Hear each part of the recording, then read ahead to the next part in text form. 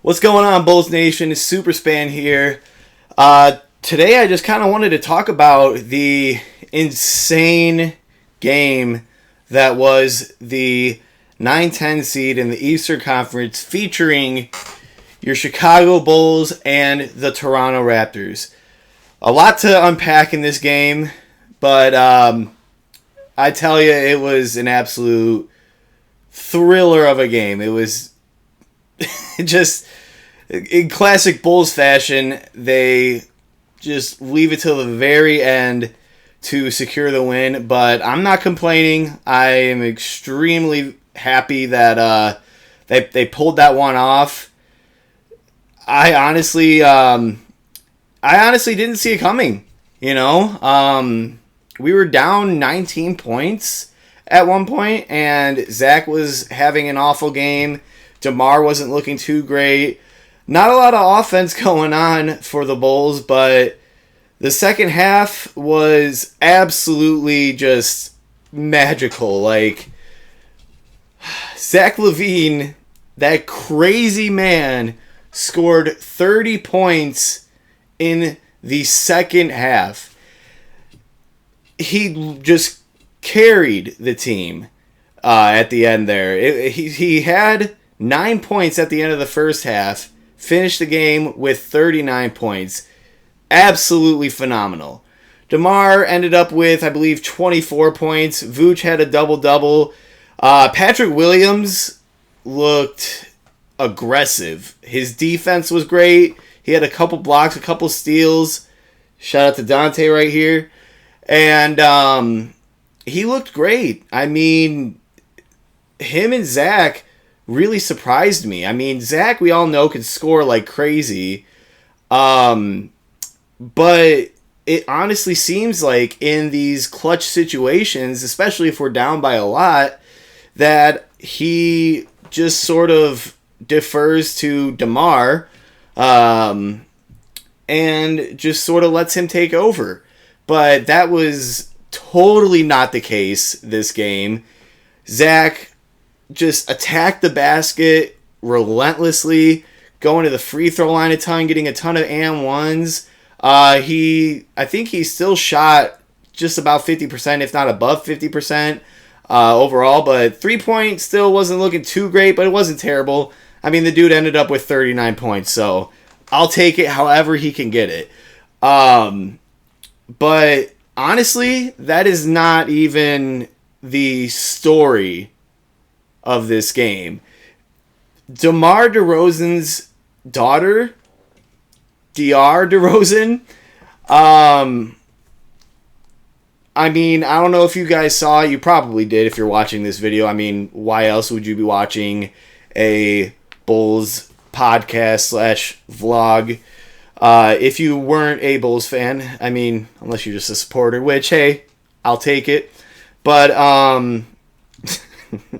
DeMar's daughter absolutely stole the show. I mean, you had an incredible comeback. You had Zach LaVine's probably best game of his career, but DR DeRozan,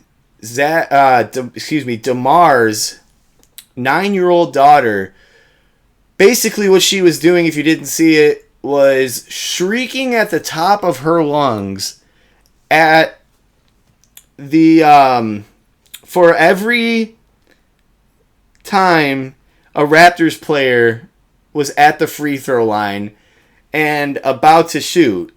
So you would think that with these guys being pro basketball players, that they are used to fans heckling, they are used to distractions, but I mean, I think this one is just like, it just takes the cake in terms of distracting players. You see a lot of people with like the thunder sticks, people waving their arms, going crazy, whatever. But she was shrieking at the top of her lungs. At the absolute top of her lungs. Every time they were about to shoot a free throw. And it was hilarious. As a Bulls fan, at least. A lot of Raptors fans I saw on Reddit were extremely angry at her, saying, security's got to do their job. I don't care whose daughter it is, blah, blah, blah. And honestly, I mean, that's fair. I can't blame them for being mad, especially if you were at the game, let alone sitting right next to her or behind her, whatever. Oh my gosh, I would lose my mind. But, hey, I'm a Bulls fan, and I am thrilled that they ended up getting the win. As I mentioned, they were down 19. They ended up missing 18 free throws. I believe they shot 36 free throws, something like that. Yeah, 36 free throws, and they ended up shooting 18 for 36 from free throws, not three-pointers, free throws. I've never seen that before. I think that's like the worst a team has ever shot from the free throw line in a game, or at least in postseason action. It was just something to see. It was hilarious. ESPN ended up zeroing in on her and finding out who was shrieking every time. And yeah, they found her. But unfortunately, she won't be at tonight's game against the Miami Heat in Miami. Demars said that she can only miss one night of school this week. And hey, I'm sure the Miami fans will thank him for that. Not sure how that would play out 2 games in a row. Yeah, it's all good and fun at first, but I'm sure if this were to continue, it might become a problem. I don't know. At the end of the day, she is 9 years old, so I don't know. But still, I could totally see how that would be driving people absolutely nuts. You pay all that money for those expensive seats only to hear the shrieking of a 9-year-old girl throughout the entire game. Like I said, hilarious stuff. Bravo to you, DeMar DeRozan. Let's move on to this game that's happening in, a few hours here at the time of this recording. The Bulls are going up against, as I mentioned, the Miami Heat, who lost to the Atlanta Hawks in the 7-8 matchup. A lot of people were surprised about that. But, I mean, Atlanta's got a talented team. They've got a lot of talent on their roster, so really I'm not too surprised. Trae Young can go off at any point. DeJounte Murray is a phenomenal talent. They got John Collins, Clint Capella. They've got a solid team. But I still think Miami should have won that, but who knows, man? I mean, maybe this is the fall of the Miami Heat. Not as good as the LeBron-led Miami Heat, but still a serious team nonetheless. I don't know how the Bulls are going to fare against them. I guess we'll see if Zach LaVine goes absolutely nuclear in the second half, or, just overall, please. Maybe he could score 50 points. Who knows? Then we have a good chance. Anytime any of your players score 50 points, shocker, you have a chance to win. Hopefully DeMar DeRozan has a comeback game. And it's funny I say that because I do have to backpedal a little bit. He still scored 24 points. He didn't have a bad game. He still had a good game. It's just his mid-range shots didn't seem to be falling down as much. He had a couple of very, very nice dunks.